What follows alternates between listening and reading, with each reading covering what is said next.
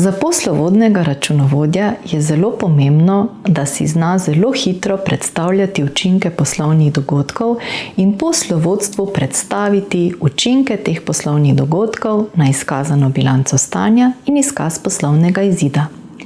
O teh vsebinah se pogovarjamo pri predmetu finančno računovodstvo, ki je obvezni predmet v drugem letniku dodiplomskega študija.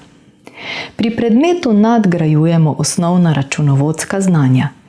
Pogledamo si, kako se vrednotijo posamezne postavke in ocenjujemo učinke izbranih metod na izkazane postavke v računovodskih izkazih.